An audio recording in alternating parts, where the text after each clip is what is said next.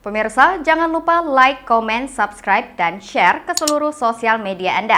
Serta jangan lupa untuk aktifkan tombol lonceng notifikasi untuk mendapatkan berita-berita terupdate seputar Kepri setiap harinya.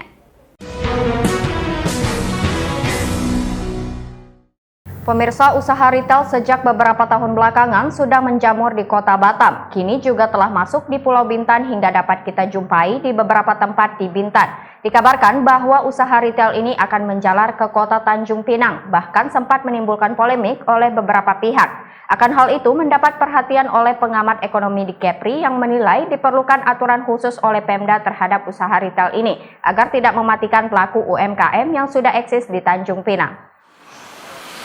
Siapa yang tidak kenal dengan usaha retail yang satu ini, di mana cukup digemari bagi masyarakat di perkotaan, bermerek dagang Indomaret dan Alfamart.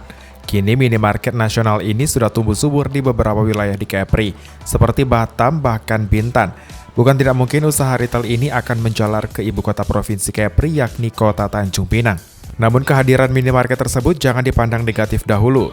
Berbagai upaya dapat dilakukan agar perusahaan modern ini dapat berdampak positif bagi masyarakat. Seperti yang disampaikan oleh Dodi Dermawan, yakni dosen ekonomi dari Universitas Maritim Raja Ali Haji, yang mengatakan, dengan adanya minimarket ini, seyogyanya dapat meningkatkan lapangan pekerjaan di kota Tanjung Pinang. Namun di sisi lain, dampak kehadirannya juga berpotensi akan menurunkan omset bagi toko-toko atau pelaku UMKM. Dodi berpendapat pemerintah sebagai pemangku kebijakan perlu menentukan berbagai regulasi khusus terhadap minimarket jejaring nasional tersebut agar tidak mematikan usaha bagi pelaku UMKM yang sudah eksis, seperti harga barang wajib dipatok lebih tinggi, membatasi jumlah minimarket nasional agar kehadirannya tidak masif, serta perlu pengawasan ketat yang dilakukan oleh pemerintah. Kehadirannya juga jangan masif gitu, harus ada regulasi melalui peraturan daerah gitu untuk toko modern berjejaring ini tidak izinnya tidak berdekatan gitu. Jadi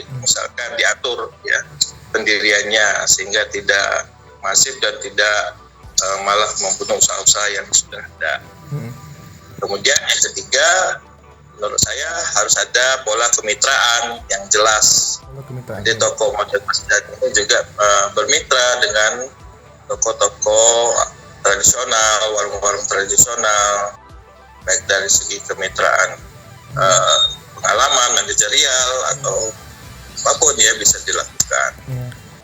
Di sisi lain, salah satu pelaku UMK Anita yang berada di kilometer 16 Kabupaten Bintan mengaku tidak khawatir akan hadirnya usaha retail tersebut di wilayah usahanya, disebabkan ia percaya akan rezeki yang telah ditentukan oleh Sang Maha Kuasa. Kita ambil positifnya aja. Soalnya namanya juga orang cari rezeki ya, di mana-mana namanya rezeki juga nggak akan ketukar, jadi kita bebas gitu. Kita nggak mikir aneh-aneh. Sebagaimana diketahui, usaha retail ini telah hadir kurang lebih sebanyak 5 outlet dan tidak menutup kemungkinan dalam waktu dekat akan hadir di kota Tanjung Pinang. Untuk itu, pemerintah setempat perlu mempersiapkan regulasi dan aturan yang jelas agar selalu berpihak kepada pelaku usaha kecil serta membuka kesempatan bagi investasi di daerah. Sandi, GoTV News melaporkan.